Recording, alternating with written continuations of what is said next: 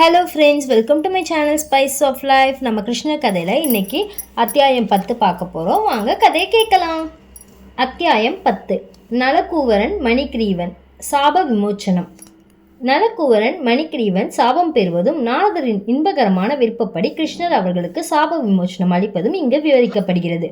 பிரபலமான தேவர்களான நலக்கூவரனும் மணிகிரீவனும் தேவர்களின் பொக்கிஷதாரனும் சிவபெருமானின் பெரும் பக்தனுமான குபேரனின் இரு மகன்கள். சிவபெருமானின் கருணையால் குபேரனுக்கு எல்லையற்ற செல்வம் இருந்தது. பணம் படைத்தவனின் பிள்ளைகள் மதுவையும் மாதுவையும் நாடித்திருவது போல குபேரனின் இவ்விரு மைந்தர்களும் மது அருந்துவதிலும் பால் இன்ப வேட்டையிலும் பொழுதை கழித்தனர். ஒருமுறை இந்த இரு தேவர்களும் தம் இன்ப வேட்டையின் போது சிவபெருமானின் இருப்பிடமான கைலாசத்தின் மந்தாகினி கங்கா நதியின் கரையில் இருந்த ஒரு தோட்டத்தினுள் நுழைந்தார்கள். அங்கு அவர்கள் தம்முடன் அழைத்து சென்றிருந்த அழகிய பெண்களின் பாடல்களை கேட்டபடி மனமிக்க மலர்கள் நிறைந்திருந்த அத்தோட்டத்தில் மதுவருந்தி கழித்திருந்தார்கள். போதையுற்ற நிலையில் அவர்கள் இருவரும் தாமரை மலர்கள் நிறைந்த கங்கை நதியினுள் இறங்கி அழகிய இளம் மங்கையருடன் ஆண் யானைகளையும் பெண் யானைகளையும் போல் ஜலக்கிரீடையில் லயித்திருந்தார்கள். இவ்வாறு அவர்கள் நீரில் விளையாடி கழித்திருந்த போது நாரத முனி அப்பக்கமாக போக நேர்ந்தது. தேவர்களான நலக்கூவரனும் மணிகிரீவனும் மதுவின் மயக்கத்தில் இருந்ததால் தாம் போவதை அவர்கள் கவனிக்கவில்லை என்பதை நாரதர் புரிந்து கொண்டார். ஆனால் அந்த இளம் மங்கையர்கள் தேவர்களைப் போல் அவ்வளவு போதையில் இருக்கவில்லை. எனவே நாரத முனிவரின் முன்பு ஆடையின்றி தோன்றியதற்காக வெட்கப்பட்டு உடனேயே தம்மை ஆடைகளால் மறைத்துக் கொள்ள முயற்சித்தார்கள். குடிபோதையில் இருந்த இரு தேவர்கள் நாரதர் இருப்பதை பற்றி கவலைப்படாமல் ஆடை இல்லாத நிலையில் தொடர்ந்து இருக்கலானார்கள். குடிபோதையின் காரணமாக இழிந்த நிலையில் இருந்த தேவர்களின் நலனை கருத்தில் கொண்ட நாரதர் தமது காரணமற்ற கருணையை அவ்விரு தேவர்களின் பால் செலுத்தி அவர்களுக்கு சாபம் கொடுத்தார். அவர்கள் இருவரின் மீது அந்த மகாமுனிவர் கருணை கொண்டிருந்ததால் மது மயக்கம் மற்றும் பெண் இன்பம் ஆகிய பொய்யான இன்பங்களின் நாட்டம் கொண்டிருந்த அவர்கள் அவற்றிலிருந்து விடுபட்டு பகவானாகிய கிருஷ்ணரை நேருக்கு நேர் காண வேண்டும் என்று அவர் விரும்பினார். அவர்களை சபிக்க வேண்டும் என்று அவருக்கு தோன்றிய காரணங்கள்: தீவிர குணம் ஒருவனில் மிகுதியாக இருப்பதால் அவன் ஜட இன்பத்தை நாடி செல்கிறான். இக உலகில் வாழும் ஒருவனிடம் மிகுதியாக செல்வம் இருக்குமானால் அவன் 3 வகையான கேளிக்கைகளை நாடுகிறான். அவையாவன மது, மாது, சூது. செல்வம் மிகுந்தவர்கள் கர்வ மேலிட்டால் மிருக வதையில் இன்பம் கண்டு கசாப்பு களங்களையும் உருவாக்குகிறார்கள். ஆனால் தாம் என்று மடிவதில்லை என்று எண்ணிக்கொள்கிறார்கள். இந்த மூடர்கள் இயற்கையின் விதிகளை மறந்தவர்களாய் உடலின் மீது மிகுந்த பற்றுதல் கொள்கிறார்கள். உடல் ரீதியாக தேவர்கள் வரை எல்லோரும் நாகரிகத்தில் மிகுந்த முன்னேற்றம் கண்டிருந்தாலும் இறுதியில் ஜட உடல் சாம்பலாக போவது என்பதை மறந்து விடுகிறார்கள். ஒருவன் உயிருடன் இருக்கும்போது அவனது உடலின் புறநிலை எப்படிப்பட்டதாக இருந்தாலும் உடலின் உள்ளே இருப்பது மலம், மூத்திரம், பல வகையான புழுக்கள் ஆகியவையே. இப்படிப்பட்ட உடலை உடையவர்கள் மற்ற உடல்களிடம் பொறாமையும் பூசலும் கொண்டு ஜடநிலை இருப்பதால் வாழ்வின் இறுதி இலக்கை புரிந்து கொள்ள முடியாமல் இழிவான நிலைகளை நோக்கி சரிவடைகிறார்கள். இந்த மூடர்கள் தம் அடுத்த பிறவியில் தற்காலிகமான உடலின் காரணமாக எல்லா விதமான பாவச் செயல்களிலும் ஈடுபடுகிறார்கள். இந்த உடல் அவர்களுடையதுதான் என்று எண்ணி பார்க்க அவர்களால் முடிவதில்லை. பொதுவாக உடல் அதற்கு ஊட்டம் தருபவனுக்கு சொந்தமானது என்று சொல்வார்கள். எனவே இந்த உடல் தனக்குத்தானது சொந்தமானதா அல்லது அது சேவை செய்யும் உடைமையாளனுக்கு சொந்தமானதா என்று எண்ணி பார்க்க வேண்டும். அடிமைகளின் எஜமானன் அவர்களுக்கு உணவளிப்பதா அவர்களின் உடல்கள் தனக்கு சொந்தமானவை என்று உரிமை கொண்டாடுகிறான். அப்படியானால் உடல் அதற்கும் வித்தளிக்கும் தந்தைக்கும் கருவில் அதை வளர்க்கும் தாய்க்கும் சொந்தமானதில்லையா என்று கேள்வி எழலாம். ஜட உடலை தானாக கருதும் மூடர்கள் எல்லா வகையான பாவச் செயல்களையும் புரிகின்றனர். ஆனால் உண்மையில் இந்த உடல் யாருக்கு சொந்தம் என்பதை புரியக்கூடிய அறிவு ஒருவனுக்கு இருக்க வேண்டும். உடலை பராமரிப்பதற்காக மிருகங்களை கொள்ளும் மூடன் அந்த உடல் தன் தகப்பனுக்கு சொந்தமானதா அல்லது தாய்க்கா மூதாயதற்கா என்பதை எண்ணி பார்க்க வேண்டும். பேர குழந்தை வேண்டும் என்பதற்காக ஒருவன் தன் மகனுக்கோ திருமணம் செய்விக்கிறான். பலசாலியான ஒருவன் மற்றொருவனின் உடலை தன் ஆதிக்கத்திற்கு உட்படுத்த முடியும். அடிமையின் உடல் எஜமானுக்கு சொந்தமானது என்ற அடிப்படையில் மற்றொருவனுக்கு விற்கப்படுகிறது. வாழ்வு முடிந்ததும் உடல் தீக்கிரையாக்கப்பட்டு சாம்பலாகிறது அல்லது நாய்களுக்கும் கழுகுகளுக்கும் உணவாகும்படி தெருவில் எரியப்படுகிறது. எனவே உடலை பராமரிப்பதற்காக பலவிதமான பாவங்களை புரியும் முன் உடல் யாருக்கு சொந்தம் என்பதை அறிய வேண்டும். உடல் ஜட இயற்கை உற்பத்தி செய்யும் ஒரு பொருள். இறுதியில் அது ஜட இயற்கையில் கலந்து விடுகிறது. எனவே உடல் ஜட இயற்கைக்கு சொந்தமானது என்பது முடிவு.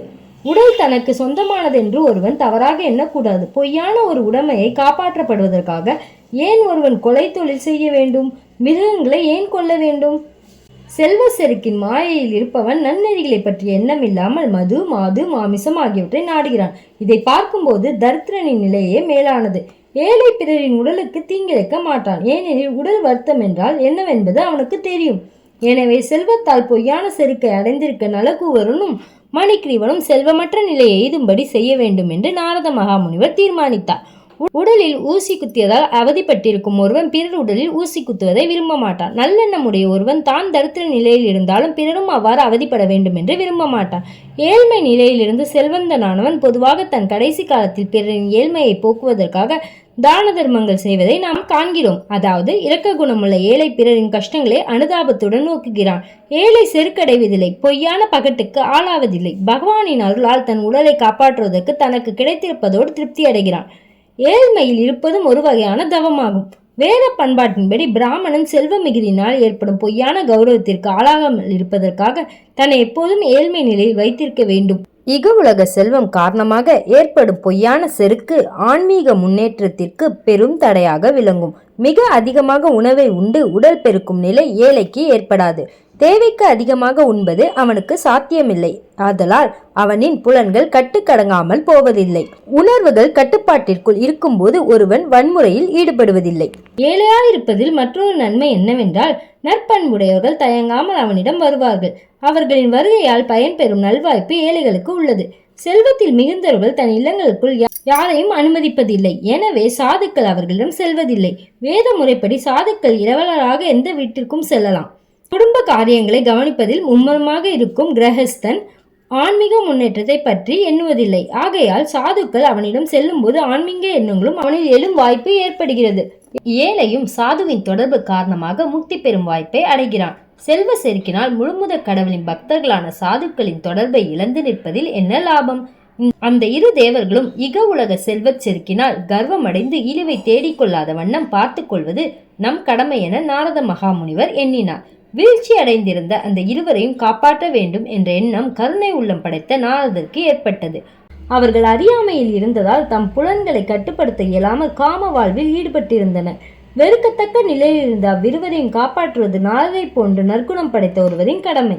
மிருகத்துக்குத்தான் நிர்வாணமாய் இருக்கிறோம் என்ற உணர்வு இருப்பதில்லை. ஆனால் தேவர்களின் பொக்கிஷதாரர் என்ற பொறுப்புள்ள ஒரு நிலையில் இருந்த குபேரனின் மைந்தர்களான நலகூவரனும் மணிக்கிரீவனும் பொறுப்பில்லாமல் நடந்து கொண்டு குடிபோதையில் நிர்வாணமாக மிருகங்களைப் போல அறிவின்றி கிடந்தார்கள். உடலின் கீழ்ப்பாகத்தை மறைத்துக் கொள்வது மனித நாகரிகத்தின் அறிகுறி.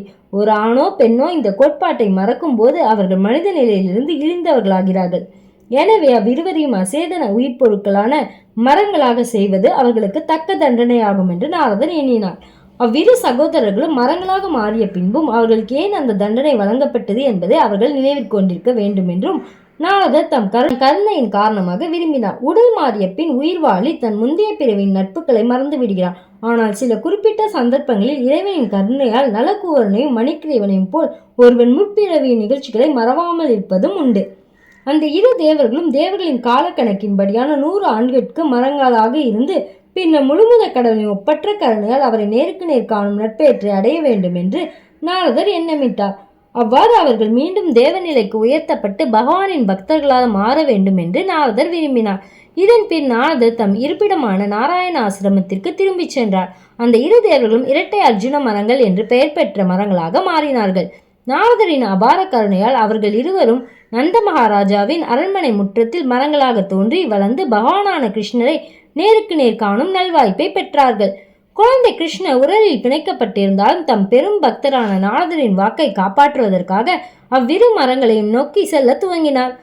நாரதர் தம் பெரும் பக்தன் என்பதையும் தன் முன் இரட்டை அர்ஜுன மரங்களாக நிற்பவை உண்மையில் குபேரனின் மகன்களே என்பதையும் பகவானாகிய கிருஷ்ணர் அறிவார். என் பெரும் பக்தனான நாரதரின் வாக்கை நான் இப்போது நிறைவேற்ற வேண்டும் என்று அவர் எண்ணினார். பின்னர் அவர் அவ்விரு மரங்களின் இடைவெளியில் புகுந்து சென்றார். அந்த இடைவெளியை அவர் கடந்து சென்ற போது அவரோடு கட்டப்பட்டிருந்த கனமான மர உரல் மரங்களின் மீது இடிபட்டு நின்றது. உரலில் தம் உடலோடு சேர்த்து கட்டப்பட்டிருந்த கயிற்றை கிருஷ்ணர் பலமாக இழுத்தார். அவ்வாறு மிகுந்த பலங்கொண்டு அவர் கயிற்றை இழுத்த போது அவ்விரு மரங்களும் கிளை கொம்புகளுடன் கீழே விழுந்து பெருத்த ஓசையை எழுப்பின. ஒடிந்து விழுந்த மரங்களில் இருந்து மிகுந்த பிரகாசத்துடன் கூடிய இரு மகத்தான உருவங்கள் வெளிப்பட்டன. அவர்களின் வருகையால் திக்கெங்கும் பேரொளி பரவிற்று. புனிதமடைந்த இரு உடல்கள் குழந்தையான கிருஷ்ணரை முன் வந்து வணங்கி இவ்வாறு பிரார்த்தித்தன. அன்பான பகவான் கிருஷ்ணரே, நீர் ஆதி புருஷனான முழுமுத கடவுள், யோக சக்திகளின் இருப்பிடம். சில வேளைகளில் தோன்றியும் சில சமயங்களில் தோன்றாமல் இருக்கும் இப்பிரபஞ்சம் உமது சக்திகளின் விரிவு என்பதை கற்றறிந்த பிராமணர்கள் அறிவார்கள். நித்தியமானவரும் எங்கும் நிறைந்தவரும் எல்லாவற்றின் ஆளுநருமான கடவுளான விஷ்ணு நீரே. எல்லா உயிர்வாளிகளின் உயிர், உடல், உணர்வுகள் ஆகியவற்றின் மூல போஷகர் நீரே.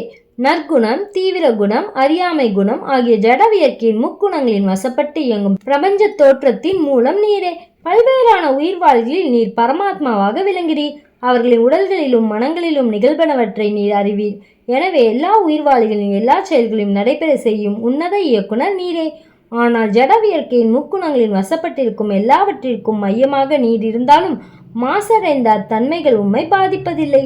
படைப்பிற்கு முன்பே ஏற்பட்டுள்ள உமது பரமான இயல்புகளை ஜடகுணங்களில் வசப்பட்டிருப்பவர்கள் அறிய மாட்டார்கள். எனவே நீர் உமது உள்ளுரை சக்திகளால் புகழப்படும் பரமான பிரம்மன் என்று அழைக்கப்படுகிறீர். இந்த ஜட உலகில் நீர் உமது பல்வேறான அவதாரங்களால் மட்டுமே அறியப்படக்கூடியவர். நீர் பல வகையான உடல்களை மேற்கொண்டாலும் அவ்வுடல்கள் பௌதிக படைப்பினால் ஏற்படவை அல்ல. அவை எப்போதும் உன்னதமான ஆற்றல்களையும் வரம் பெற்ற செல்வம், பலம், அழகு, புகழ், அறிவு, துறவு ஆகியவற்றையும் நிறைவாக உடையவை. பௌதிக இருப்பில் உடலுக்கும் உடலை உடையவனுக்கும் வேறுபாடு உண்டு. ஆனால் நீர் உமது ஆதியான ஆன்மீக உடலில் தோன்றுவதால் உமக்கு அப்படிப்பட்ட வேற்றுமை இல்லை. நீ தோன்றும் போது உமது அசாதாரணமான செயல்பாடுகள் நீர் புருஷோத்தமனான முழுமுத கடவுள் என்பதை எடுத்துரைக்கின்றன. பௌதிக இருப்பில் உள்ள எவருக்கும் அத்தகைய அசாதாரணமான செயற்பாடுகள் சாத்தியமல்ல. முழுமுத கடவுளாகிய நீர் இப்போது பிறப்பு இறப்பை உண்டாக்கவும் உயிரினங்களுக்கு முக்தி அளிக்கவும் தோன்றுகிறீர். உமது முழுமையான விரிவுகளும் உம்மில் நிறைந்திருக்கின்றன. நீர் எல்லாருக்கும் எல்லா வரங்களையும் வழங்க வல்லவர். பகவானே, நற்பெயர்கள் மற்றும் நன்மைகளின் தோற்றுவாயானவரே, எங்கள் பணிவான வணக்கங்களை நாம் உமக்கு தெரிவித்துக் கொள்கிறோம். நீர் எங்கும் நிறைந்திருக்கும் புருஷோத்தமனாகிய முழுமுத கடவுள், அமைதியின் பிறப்பிடம், எது வம்சத்தின் உன்னத புருஷன். பகவானே, குபேரன் என்ற பெயருடைய தேவனாகிய எங்கள் தந்தை உமது சேவகன். அதுபோலவே மகா முனிவரான நாரதரும் உமது தொண்டர். அவர்களின் அருளால் நாங்கள் உம்மை நேரில் காணும் பாக்கியத்தை பெற்றுள்ளோம். எனவே எப்போதும் உமது புகழ் பாடி உமது பரமான லீலைகளை பற்றி கேட்டு பரமான பக்தி தொண்டின் மூலம் எப்போதும் உமக்கு சேவை செய்யும் வாய்ப்பை எமக்கு அளிக்க வேண்டும் என்று உம்மை பிரார்த்திக்கிறோம். எமது கைகளும் மற்ற அங்க உறுப்புகளும் உமது சேவையில் ஈடுபட்டிருக்கட்டும். எமது மனங்கள், எமது சிரங்கள் எங்கும் நிறைந்திருக்கும் உமது விஸ்வரூபத்தின் முன்பு எப்போதும் தாழ்த்தியபடி இருக்கட்டும். தேவர்களான நலக்கூவரனும் மணிக்கிரீவனும் இவ்வாறு பிரார்த்தனை செய்து முடித்தவுடன் குழந்தையான பகவான் கிருஷ்ணர் கோகுலத்தின் எஜமானரும் உடைமையாளருமானவர்.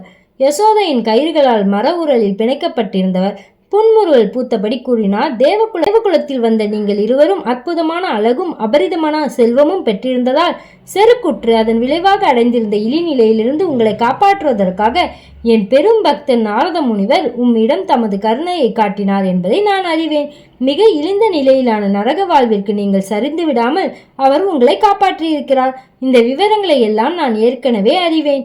அவரால் சபிக்கப்பட்டது உங்கள் நல்லதிஷ்டம் என்பது மட்டுமின்றி அவரை காணும் வாய்ப்பை பெற்றதும் உங்களின் நற்பாக்கியம். எப்போதும் அமைதியும் கருணையும் கொண்டிருந்த நாரதரை போன்ற ஒரு மகானை நேருக்கு நேர் காணப்பெறுபவர்கள் கட்டுண்ட நிலையிலிருந்து உடனடியாக முக்தி பெறுகிறார்கள். இது முழுமையான சூரிய வெளிச்சத்தில் இருப்பதை போன்ற நிலை. காட்சியில் தடை எதுவும் ஏற்படுவதற்கில்லை. நலகுவரனே, மணிக்கிரீவனே, உங்கள் வாழ்வு வெற்றியடைந்து விட்டது. எவ்வாறெனில் என்னிடம் நீங்கள் ஆனந்தமயமான பக்தியை கொண்டிருக்கிறீர்கள். பௌதிக இருப்பில் இது உங்களின் இறுதி பிறவியாகும். இப்போது நீங்கள் சொர்க்கத்தில் உள்ள உங்கள் பிதாவின் இருப்பிடத்திற்கு செல்லலாம். பக்தி தொண்டில் நிலைத்திருந்து நீங்கள் இந்த வாழ்விலேயே முக்தி பெறலாம். இதன் பின் அவ்விரு தேவர்களும் பகவானை பலமுறை வலம் வந்து சிரம் தாழ்த்தி மீண்டும் மீண்டும் வணங்கியபடி அங்கிருந்து அகன்றார்கள். பகவானான கிருஷ்ண மர உரலில் கயிறுகளால் பிணைக்கப்பட்ட நிலையிலேயே இன்னும் இருந்தார்.